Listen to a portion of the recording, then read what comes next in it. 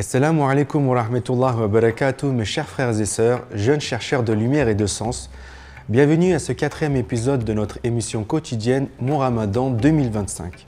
Un espace où nous explorons ensemble les trésors spirituels du Ramadan, inspirés par les enseignements du Coran, des hadiths et des sages. Aujourd'hui, nous allons parler d'un sujet central, le lien entre le mois de Ramadan et le Coran. Savez-vous que le Coran, la parole d'Allah, a été révélé durant ce mois béni ? Ce lien sacré fait du Ramadan une période unique pour nous reconnecter profondément avec le livre d'Allah. Nous allons découvrir comment nourrir nos esprits et nos cœurs à travers une lecture réfléchie et méthodique du Coran. Et comme toujours, nous aurons une lecture inspirante, un hadith à méditer, une invocation et bien sûr notre question du jour. Soyez attentifs car un caractère caché se trouve aussi dans cet épisode pour composer le mot de passe final. Alors, installez-vous confortablement et plongeons ensemble dans le sujet du jour. Un mois pour se transformer. Entre spiritualité, sagesse et défis, vivez pleinement le Ramadan avec les Shakirs francophones. Le mois de Ramadan est nommé Shahr al-Qur'an, le mois du Coran. Pourquoi ? Parce que c'est durant ce mois béni qu'Allah a commencé à révéler sa parole divine au prophète Mohammed à travers l'ange Jibril, paix et bénédiction sur eux. Allah dit dans le Coran, le mois de Ramadan au cours duquel le Coran était descendu comme guide pour les gens et preuve claire de la bonne direction et du discernement, Sourate 2, verset 185. Cela nous montre l'importance particulière de cette période pour revenir au Coran, non seulement comme un livre à lire, mais comme une lumière quotidienne à suivre. Justement, avez-vous entendu parler de la Muqabala ou Halaka ? Cette pratique consiste à lire le Coran en groupe. Chaque personne lit une partie à tour de rôle, comme le faisait le prophète Mohammed avec l'ange Jibril, paix et bénédiction sur eux, les nuits de Ramadan. Le hadith que nous étudierons tout à l'heure illustre cette belle tradition où la relation devient une source de proximité avec Allah et de générosité envers les autres. Contrairement à une lecture individuelle, la lecture collective crée une atmosphère communautaire et spirituelle où les cœurs sont unis dans l'écoute de la parole d'Allah. Ustad Saïd Nursi disait que chaque lettre du Coran lue avec sincérité devient une lumière pour celui qui l'écoute ou la récite et illumine sa vie dans ce monde et dans l'au-delà. Après cette première partie, vous vous posez peut-être la question de comment lire le Coran de manière à nourrir à la fois l'esprit et le cœur. Voici une méthodologie que je vous propose. Premièrement, l'intention. Avant d'ouvrir le Coran, demandez à Allah de vous guider et de vous permettre de comprendre ses paroles avec sincérité et humilité. Deuxièmement, une lecture réfléchie. Ne vous précipitez pas, lisez lentement, méditez sur chaque verset et essayez de comprendre les messages qu'Allah vous adresse. Ne visez pas la quantité de pages lues, mais la compréhension, la connexion avec le Coran. Troisièmement, la contextualisation. Utilisez des exégèses fiables pour approfondir votre compréhension des versets. Comparez et complétez en confrontant les notions selon différents auteurs. Quatrièmement, la mémorisation et l'application. Essayez de mémoriser quelques versets chaque jour et réfléchissez à la manière de les appliquer dans votre vie quotidienne. Rappelez-vous que les compagnons du prophète n'apprenaient pas de nouveaux versets avant d'avoir intégré et appliqué ce qu'ils savaient déjà. Cinquièmement, le planner Ramadan. Notre planner peut vous aider à structurer votre lecture quotidienne et à noter vos réflexions. Vous pouvez y accéder via le lien mis en description et l'adapter à vos objectifs si vous le souhaitez. Je vous ai proposé une méthodologie pour maximiser le plus possible la manière dont nourrir le cœur et l'esprit. On peut reprendre dans les grandes lignes les 5 points. Premièrement, l'intention. Ensuite, lecture réfléchie, la contextualisation, la mémorisation et l'application, et le planner Ramadan de notre chaîne. Hoja Effendi souligne que lire le Coran avec réflexion est comme ouvrir une fenêtre sur l'éternité. Alors prenons ce mois comme une opportunité pour établir une connexion personnelle et profonde avec Allah.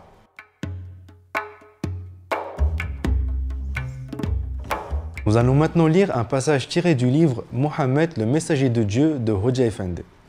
L'expression principale de la révélation divine est le Coran. Celui-ci est aussi la source principale de la foi islamique. Bien qu'il contienne des conseils se rapportant à tous les aspects de la vie humaine, le nombre de questions et de problèmes posés aux messagers de Dieu entraînait la nécessité d'une seconde forme de révélation. Celui-ci prit la forme d'une inspiration divine, une révélation implicite, pour clarifier des versets coraniques ou établir de nouveaux principes liés à la conduite islamique. Cela, avec son comportement et ses paroles quotidiennes, forme la seconde source de la foi islamique, à savoir la sunna. Ici, on peut comprendre, comme on avait dit précédemment, que pour approfondir notre connaissance du Coran, il faut effectivement plusieurs sources, à savoir, on peut regarder dans les exégèses, comme on l'a dit précédemment, mais aussi il faut aller chercher ce savoir dans les hadiths, dans les comportements du prophète et dans ses paroles quotidiennes.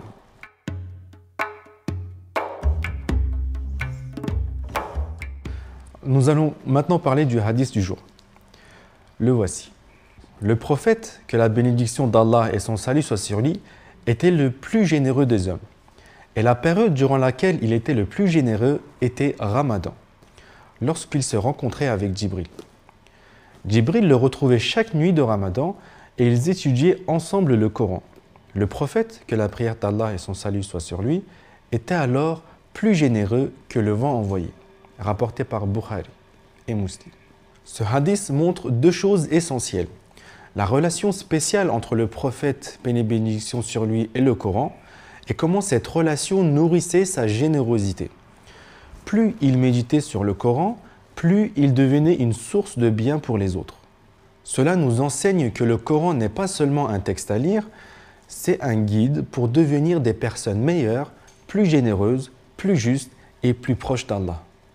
Comme l'a dit Hoja Effendi, la générosité est le parfum du cœur imprégné des enseignements du Coran.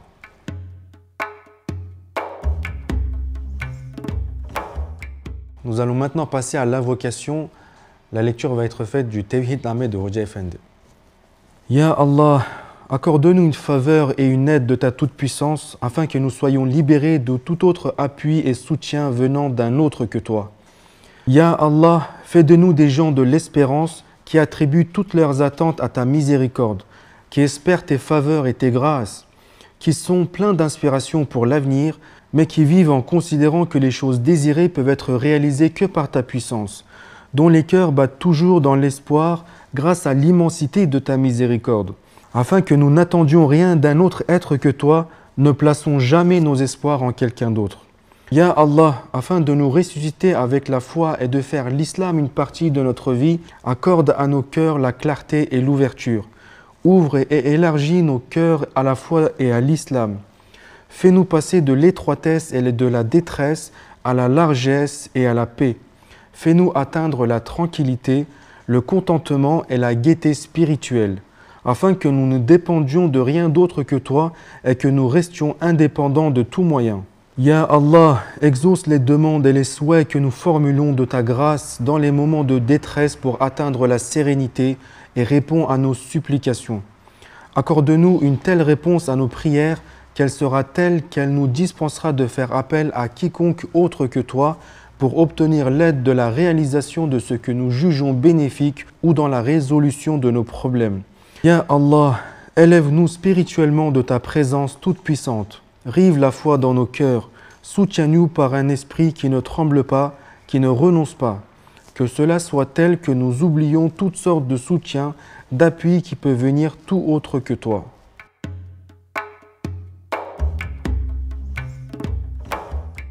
On va passer maintenant à la question du jour.